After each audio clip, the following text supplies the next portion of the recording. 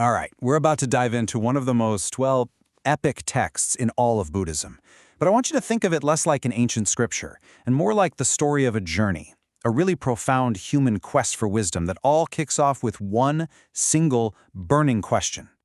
And this is it. This is the question that just ignites the whole story. I mean, think about it. It's a question we've all asked, right? When you're facing something huge or you just desperately want to change your life for the better, you just stop and think, okay, where do I even start? So, this is where we meet our hero, a young seeker named Sudana. And he's not the type to just sit around and ponder this huge question in silence. Nope, he takes it straight to the top, directly to the Bodhisattva of transcendent wisdom, the great Manjushri. And look, this isn't just some casual question. You can feel it's this deep, heartfelt plea. Sudana is basically asking how to walk the path of a bodhisattva. And what that means is dedicating your entire life not just to your own awakening, but to the awakening of every single being in existence. I mean, talk about a hero's journey. And all he wants to know is, what's the first step on the map? But before Sudana even gets his answer, the sutra does something amazing. It has to show us, and him, the true nature of the reality he's about to step into. And it does this by zooming out, and I mean way, way out, to a cosmic scale that just completely challenges how we see the world. The text we're digging into here is the Avataṃsaka Sutra. You might also know it as the Flower Garland Sutra. And it's famous for its just incredible scope and vision.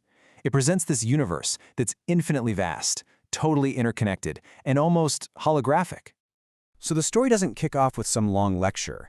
It starts with a vision. The Buddha is sitting in this place called Jada Grove, and he's deep in this profound state of meditation. It's called the lion's sports samādhi, and in this state, the ordinary grove is revealed for what it really is, a boundless, jewel-covered cosmos. And in this transformed reality, a huge assembly starts to gather. But, this is no ordinary get-together. We're talking enlightened bodhisattvas from countless other universes, celestial kings, powerful gods, and pretty much beings from every realm you can imagine, all drawn to this one single spot. And the offerings they bring? Well, they perfectly show you what kind of reality this is. These aren't just flowers or a bit of incense, no. These are cosmic in scale. I mean, just try to imagine entire clouds made of jewels, oceans of perfume, canopies of pure, dazzling light, all just manifesting as a way of showing their respect. We are operating on a completely different level here. Okay, but right here is where the story throws a real curveball at us, a profound puzzle. We've just been shown this magnificent cosmic vision, right? So the big question is, who can actually see it? And here's the kicker. The real paradox. Right there in the grove are the Buddha's most advanced students. And yet the text is crystal clear about this. They are completely blind to this cosmic show. They see absolutely nothing out of the ordinary. So what you have are two completely different realities, happening in the exact same place at the exact same time. For the great bodhisattvas, the grove is this boundless cosmos. It's filled with infinite light and countless Buddhas. But for the senior disciples, it's just their teacher sitting quietly under a tree in a totally ordinary park. How is that even possible? Well, the sutra gives us this really powerful analogy to explain it. It compares the disciples to hungry ghosts who are standing on the bank of a cool, clear river. But because of their karma, the built-up weight of all their past actions and ways of seeing, all they can perceive is a raging fire. The water is right there, but their sight is completely veiled. The problem isn't with reality itself, it's in the mind of the person looking. And that's the absolute crucial point here. The sutra is telling us that perception isn't passive. It's not like we're just cameras recording the world. It's an active function of our own spiritual development. The bodhisattvas, whose minds are just so vast with compassion for all beings, they have the capacity to see this boundless reality. The disciples, even though they're really advanced, have a much narrower focus, and so they have a narrower view. So, how does all of this cosmic vision stuff circle back to our hero, Sudana? Remember, he asked how to begin his path, and now that we get that reality is shaped by how we see it, he's finally ready for his first real instruction. And Manjushri's answer? It isn't some complex philosophy textbook or a secret mantra. The path doesn't start with abstract theory. No, it starts with action. It starts with connection. He tells Sudana to go out and seek good friends, basically spiritual guides or teachers. And he gives him super specific directions. This isn't just some vague, go find yourself advice. It's the first leg of a very real journey.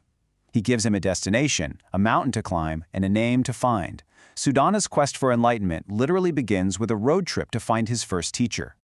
And Sudana does exactly what he's told. He travels south, he climbs the mountain, and he searches. He just doesn't give up. And after 7 days, he finally finds him.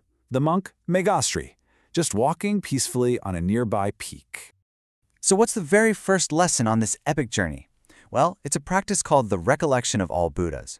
And what that is a way of training your mind to see the presence of enlightened wisdom in everything and everywhere all the time. It's the perfect antidote to that limited perception that the disciples had back in the grove, isn't it? Okay, so Sudana has found his first teacher, and he's gotten his first profound teaching. You'd think, great, he's arrived. But the sutra has one more crucial lesson for us about what this path is really all about.